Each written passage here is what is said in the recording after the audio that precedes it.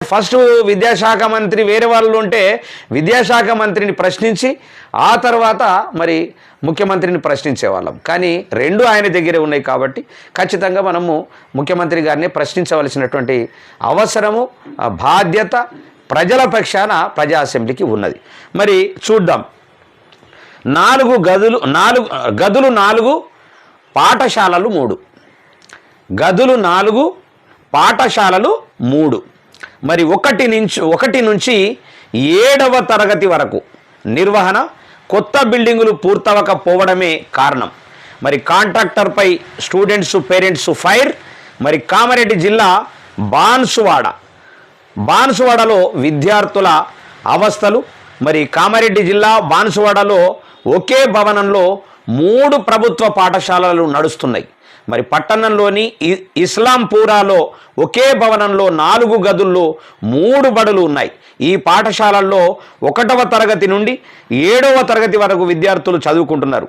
అయితే ఇదే పాఠశాలలో వీక్లీ మార్కెట్, ప్రభుత్వ పాఠశాలల 1వ తరగతి నుంచి 5వ తరగతి వరకు, ఆర్ఫాత్ కాలనీకి చెందినటువంటి ప్రాథమిక పాఠశాల ఇదే భవనంలో ఉన్నాయి.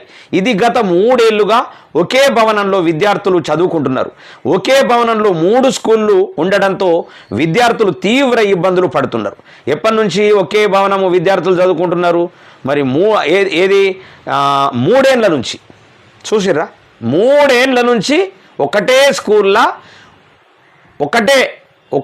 ఒకటే భవనంలో 3 స్కూళ్ళు నడిచేటటువంటి దురదృష్టకరమైనటువంటి పరిస్థితి ఉన్నది. అంటే గత ప్రభుత్వం సంవత్సరము, ఈ ప్రభుత్వం 2 ఏళ్ళు, అంటే 3 ఏళ్ళ నుంచి కూడా ఆ స్కూళ్ళు ఆ వ్యవస్థను పట్టించుకునేటటువంటి నాదుడు లేడు.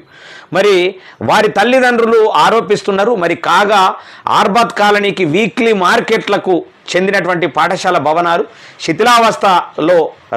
శిథిలావస్థ రావడంతో నూతన భవన నిర్మాణానికి స్థానిక ఎమ్మెల్యే 20 లక్షల నిధులు మంజూరు చేశారు. మరి 3 సంవత్సరాలుగా కాంట్రాక్టర్ నిర్లక్ష్యం వల్ల మరి భవన నిర్మాణం పిల్లర్లకే పరిమితమైందని విద్యార్థుల తల్లిదండ్రులు ఆగ్రహం వ్యక్తం చేస్తున్నారు.